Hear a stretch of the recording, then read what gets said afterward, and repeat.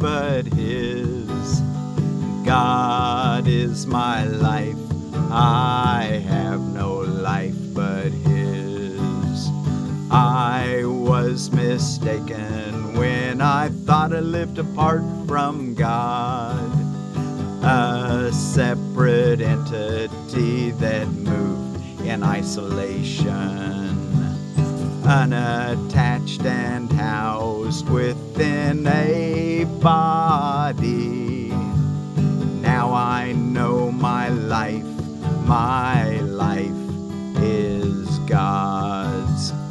I have no other home, and I do not exist apart from Him.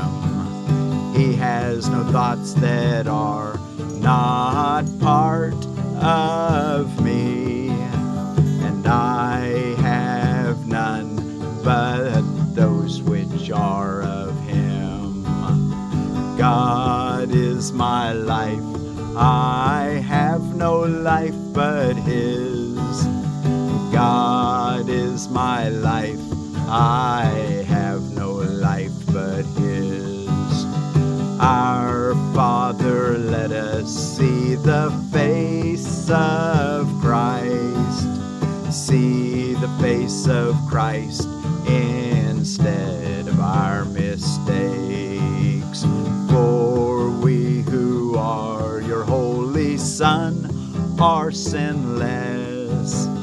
We would look upon our sinlessness, for guilt proclaims. For guilt proclaims that we are not your Son. And we would not forget you longer. We are lonely here and long for heaven, where we are at home. Today we would return.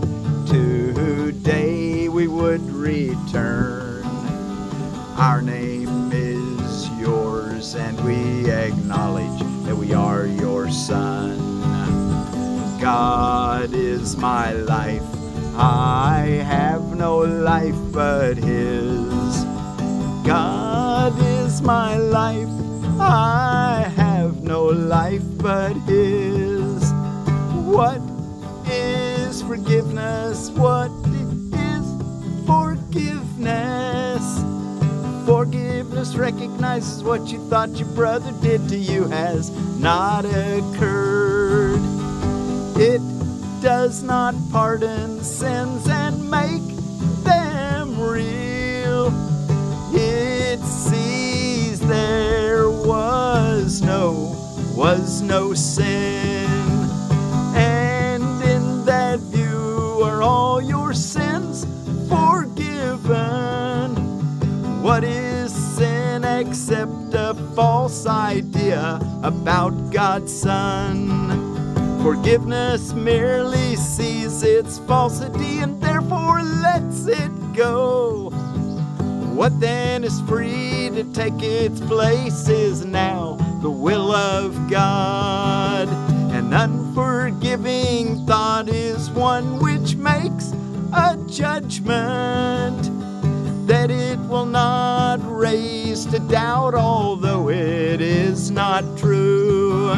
The mind is closed and will not be released. The thought protects projection, tightening its chains, so that distortions are more veiled and more obscure, less easily accessible to doubt, and further kept from reason. What can come between a fixed projection and the aim it has chosen as its wanted goal? An unforgiving thought does many, many things in frantic action it pursues its goal, twisting and overturning, twisting and overturning what it sees as interfering with its chosen path. Distortion is its purpose and the means by which it would accomplish it as well. It sets about its furious attempts to smash reality without concern for anything that would appear to pose a contradiction to its point of view. Forgiveness, on the other hand, is still and quietly does nothing. It offends no aspect of reality, nor seeks to twist it to appearances it likes. It merely looks and waits and judges not. He who would forgive must judge, for he must justify his failure to forgive. But he who would forgive himself must learn to welcome truth, must learn to welcome truth exactly as it is. Do nothing then and let forgiveness show you what to do. Through him who is your guide, your savior and protector, strong in hope and certain of your ultimate success. He has forgiven you already, for such is his function.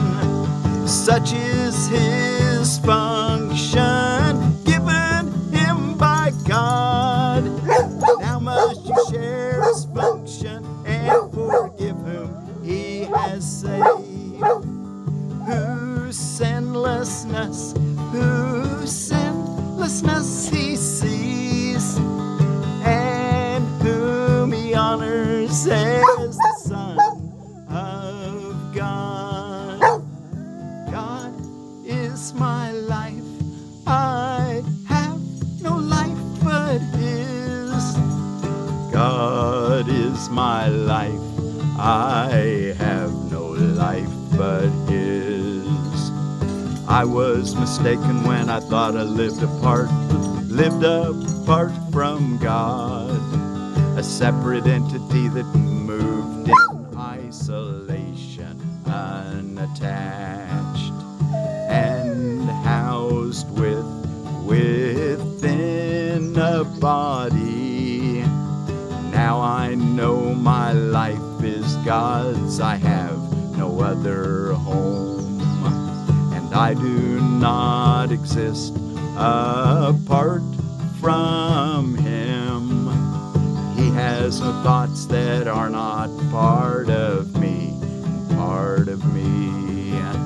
and I have none but those which are of him. God is my life, I have no life but his. God is my life, I have no life but his.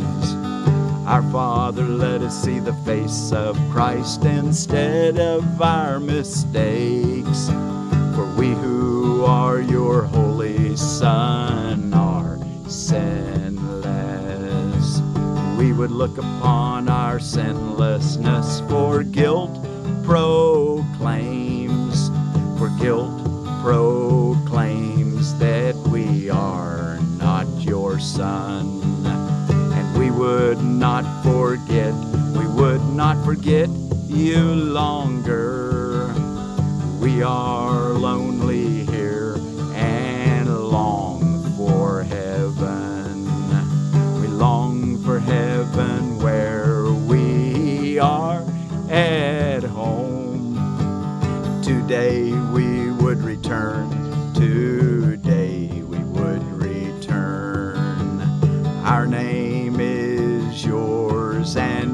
acknowledge that we are your son. Our name is yours, and we acknowledge that we are your son. God is my life. I have no life but his. God is my life. I have no life but his. God is my life. I have no life but his. Well, thank you all so much for joining me in studying the Course in Miracles. I'm Forgiveness Willie, teaching forgiveness from the Ozarks in front of my Ficus carica right here, the Chicago Hardy Fig. And we're ready. This is lesson 223 that we just sang through twice. And what is forgiveness? A page preceding, 2 pages or so preceding that lesson. Lesson 223 for Sunday, August the 11th of 2023. God is my life. I have no life but his. Okay, let's go look at our text reading. Oh, before we read the text, though, we're going to go through the introduction a little bit more thoroughly and reading just a couple paragraphs at a time. And let's read paragraphs 3 through 5 now in the introduction, part 2. We will continue with the central thought for all the days to come, and we will use that thought to introduce our times of rest and calm our minds at need. Yet we will not content ourselves with simple practicing in the remaining holy instants which conclude the year that we have given God. We say some simple words of welcome and expect our Father to reveal himself as he has promised. We have called on him, and he has promised that his Son will not remain unanswered when he calls his name. Now do we come to him with but his word upon our minds and hearts, and wait for him to take the step to us that he has told us, through his voice, he would not fail to take when we invited him.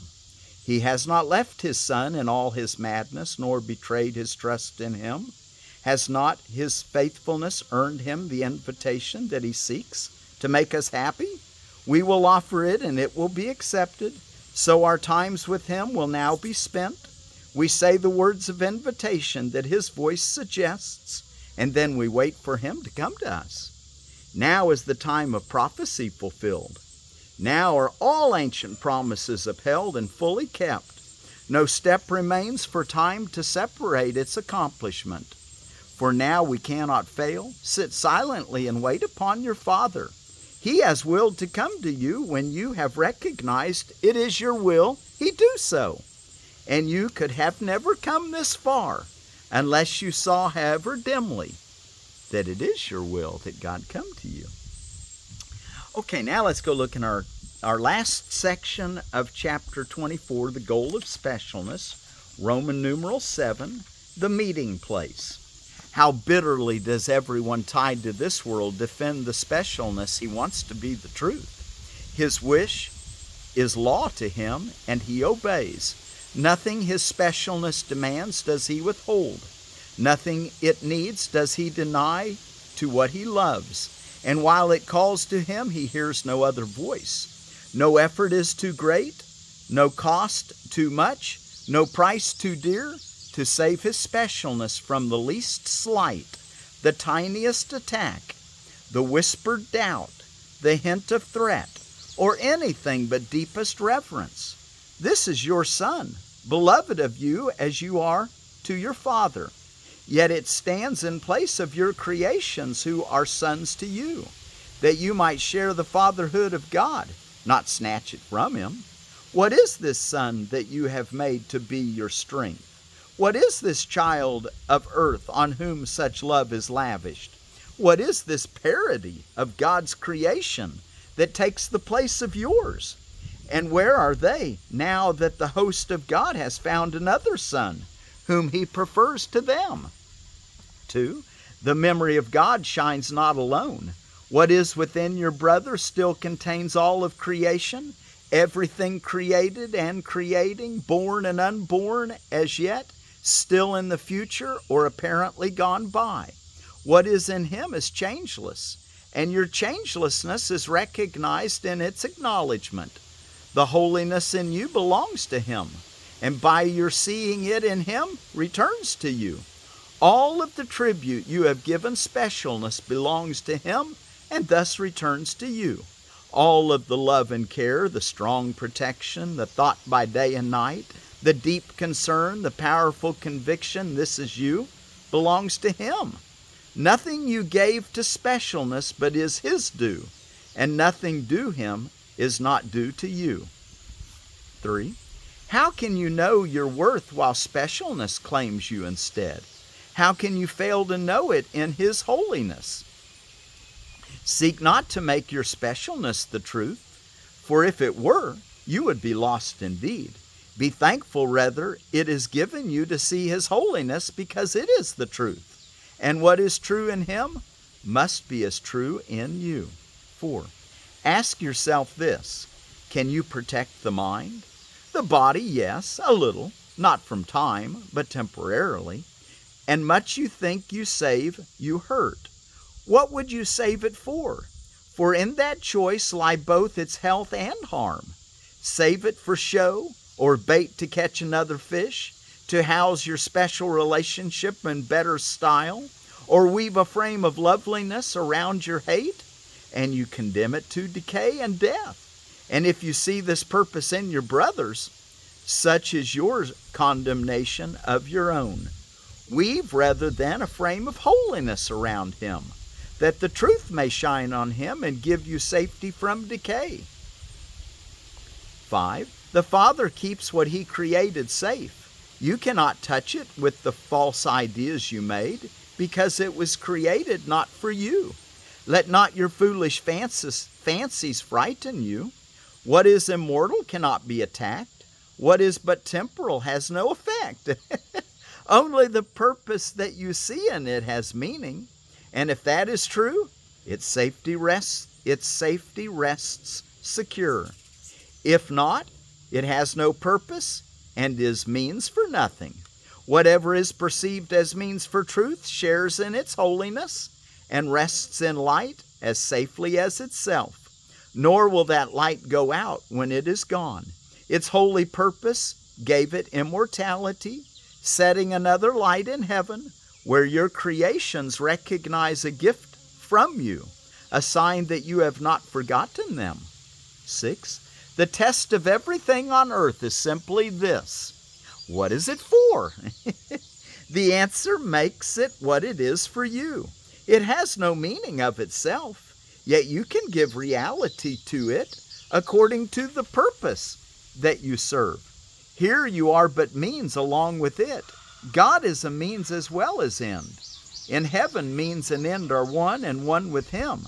This is the state of true creation, found not within time, but in eternity.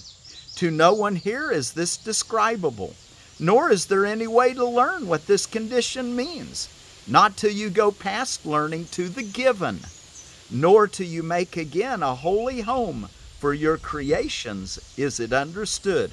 And that word given is capitalized.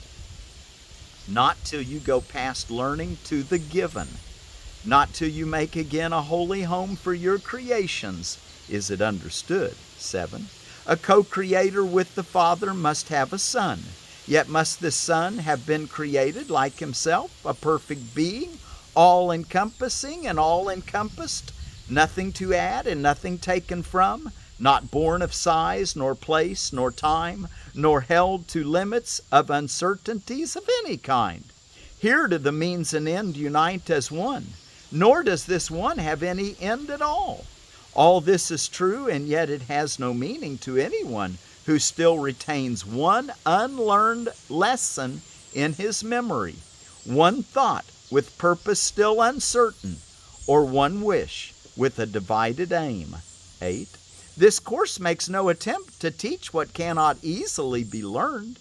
Its scope does not exceed your own, except to say that what it is yours. Its scope does not exceed your own, except to say that what is yours will come to you when you are ready. Here are the means and the purpose separate because they were so made and so perceived, and therefore do we deal with them as if they were. It is essential it be kept in mind that all perception still is upside down, until its purpose has been understood. Perception does not seem to be a means, and it is this that makes it hard to grasp the whole extent to which it must depend on what you see it for.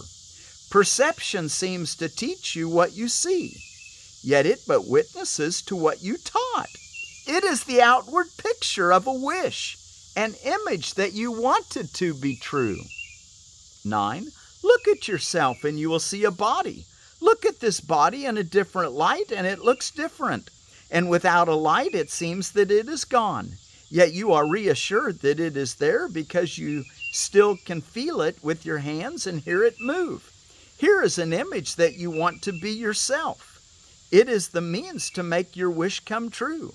It gives the eyes with which you look on it, the hands that feel it, and the ears with which you listen to the sounds it makes. It proves its own reality to you. 10. Thus is the body made a theory of yourself, with no provisions made for evidence beyond itself and no escape within its sight. Its course is sure when seen through its own eyes. It grows and withers, flourishes, and dies. And you cannot conceive of you apart from it. You brand it sinful and you hate its acts, judging it evil. Yet your specialness whispers, "Here is my own beloved Son, in whom I am well pleased." Thus does the Son become the means to serve his Father's purpose, talking about the ego being your father of the body. Not identical, not even like, but still a means to offer the, in quotes, Father what he wants. Such is the travesty on God's creation. For as his Son's creation gave him joy and witness to his love and shared his purpose, so does the body testify to the idea that made it and speak for its reality and truth. In the last paragraph, 11. And thus are two sons made, and both appear to walk this earth without a meeting place and no encounter. One do you perceive outside yourself, your own beloved Son. The other rests within, his Father's Son, capital Fathers, within your brother as he is in you. Their difference does not lie in how they look, nor where they go, nor even what they do. They have a different purpose. It is this that joins them to their like and separates each from all aspects with a different purpose. The Son of God retains his Father's will. The Son of Man perceives an alien will and wishes it were so. And thus does his perception serve his wish by giving it appearances of truth. Yet can perception serve another goal? It is not bound to specialness, but by your choice. And it is given you to make a different choice and use perception for a different purpose. And what you see will serve that purpose well and prove its own reality. And so let's wish for heaven to come to earth. Let's let the prayer, "Thy will be done on earth as it is in heaven," be what we want. And then the body becomes a serviceable instrument for the Father, or for God, and not for our ego father, little father. There's a really good near-death experience by Amanda Weidman called "Paramedic Dies in Crash, Shown that Life Goes On Forever During Incredible NDE." It's 13 minutes and 25 seconds, and she recognizes that she's not a body and that she's eternal consciousness. And I thought she really learned some wonderful things that we could be inspired by, and particularly from this lesson that we believe we're a body because that's what we want, and we're wanting specialness to be the truth. What's going on around the world today on holidays and observances? I found it's annual medical checkup day, hip hop day, play in the sand day, presidential joke day, joke or son and daughter day, and Ingersoll day. He was believed that we should use reason should be based on science and not religion. 19th century orator and writer, thinker. He had a lot of good things to say, and I kind of, I agree in the sense that we don't want to just blindly accept a religion. We want to use reason. That's what A Course in Miracles is, bringing the two together for us, so we can use evidence, reason, And we can use faith.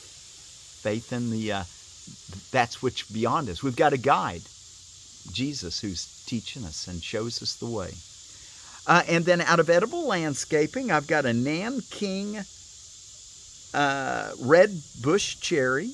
It's a Prumus tomentosa. Nanking red bush cherry, same bush type characteristic of Nanking white. Ripe fruits are juicy, subacid to sweet, eaten raw or preserved. At the Edible Park in downtown Asheville, North Carolina, kids love them fresh from the bush. Not always self-fertile, so to ensure fruit set, plant two. Space 6 feet apart. For landscape effect, Japanese plum blooms overlap Nanking cherry. Zones 3 through 7. Okay, well, thank you all so much for joining me. Let's take the word from our Turkish brothers and sisters along the Kizilirmak is the longest river in Turkey. Also, it has the Euphrates and the Tigris rivers. It borders the Black Sea, the Aegean Sea, and the Mediterranean. Anyway, the Turkish word for peace is Baris. Baris be with you. God is my life. I have no life but His. God is my life. I have no life but His. I was mistaken when I thought I lived apart from God, a separate entity that moved in isolation, unattached and housed within a body.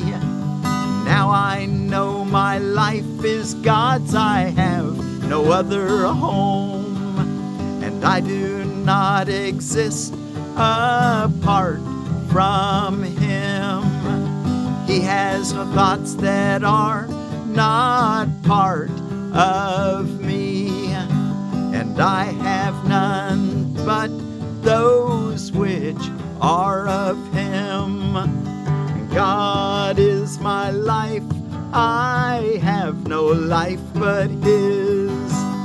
God is my life. I have no life but His.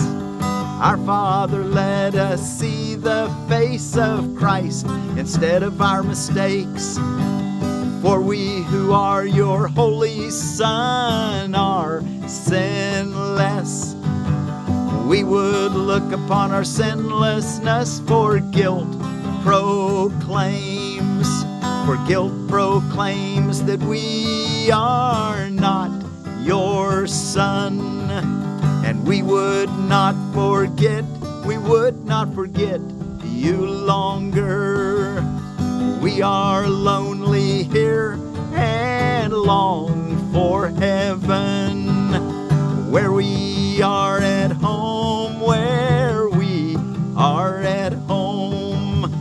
Today we would return, today we would return. Our name is yours, and we acknowledge that we are your son. God is my life. I have no life but His. God is my life. I have no life but His. Be sure to do your 2 longer practice periods, morning and evening, and your hourly remembrance, checking in to make sure you're at peace. Reminding yourself today, God is my life. I have no life but His. And from the Turkish brothers and sisters, Baris.